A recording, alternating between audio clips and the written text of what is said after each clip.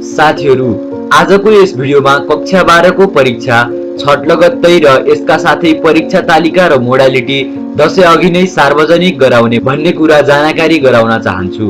र साथीहरु, आजको यो भिडियो निकै नै ज्ञानमूलक भएकाले कक्षा 12 मा पढ्ने आफ्नो साथीहरुलाई शेयर गर्न नभुल्नु होला। र यसका साथै यदि हाम्रो यस अनलाइन न्यूज युट्युब च्यानलमा नयाँ हुनुहुन्छ भने हामीलाई तल रहेको रातो सब्स्क्राइब बटन थिची बेल आइकनलाई अल अप्सनमा राखिदिनु होला र हामीसँगै जोडिनु होला। सुरु गरौँ आजको भिडियो। राष्ट्रिय परीक्षा बोर्डले कक्षा 12 को परीक्षा छट लगत्तै गर्ने भन्ने जनाएको छ।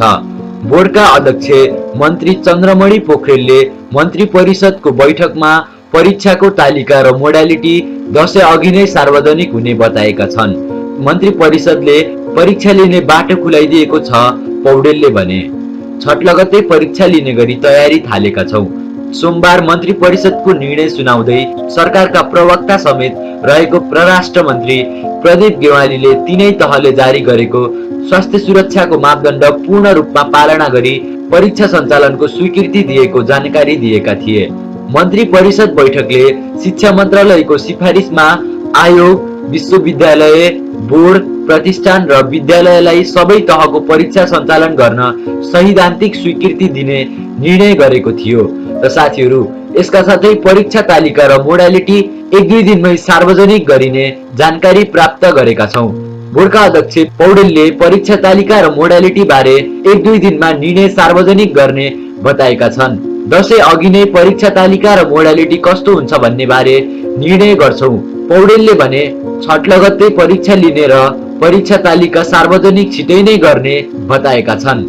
यसअघि राष्ट्रिय परीक्षा बोर्डले परीक्षा मोडालिटी बारे शिक्षा विज्ञान तथा प्रविधि मन्त्रालयमा 2 विकल्प प्रस्तुत गरेको थियो, जसमा पहिलो विकल्पमा परम्परागत रूपमा नै चरणबद्ध परीक्षा लिने उल्लेख छ, जसमा कोरोना महामारी कम भएको जिल्लामा भौतिक दूरी कायम गरी स्वास्थ्यको सबै मापदण्डहरूलाई पालना गरी विद्यार्थीहरूको जीवन जोखिममा नपरोस् भन्ने गरी परीक्षा लिने बताएको छ।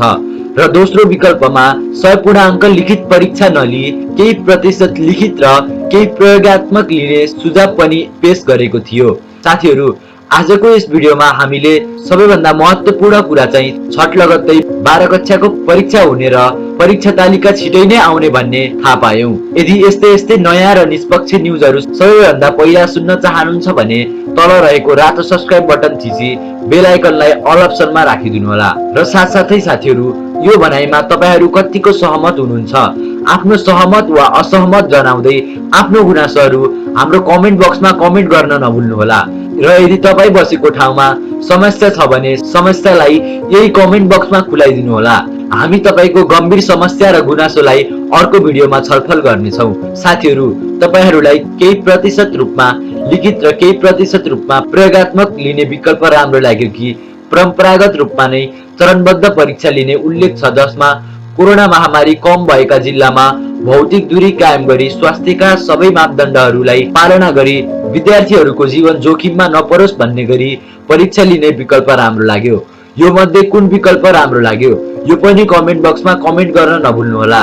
र यो भिडियोलाई आफ्नो साथीहरु माझ शेयर गर्न नहिचकिचाउनु होला, किनकि तपाईको सानो शेयरले साथीहरुले नयाँ न्यूज अपडेटहरू थाहा पाउनेछन्। आजको लागि यति नै। फेरि अर्को नयाँ अपडेट लिएर छिटै आउनेछौं। धन्यवाद।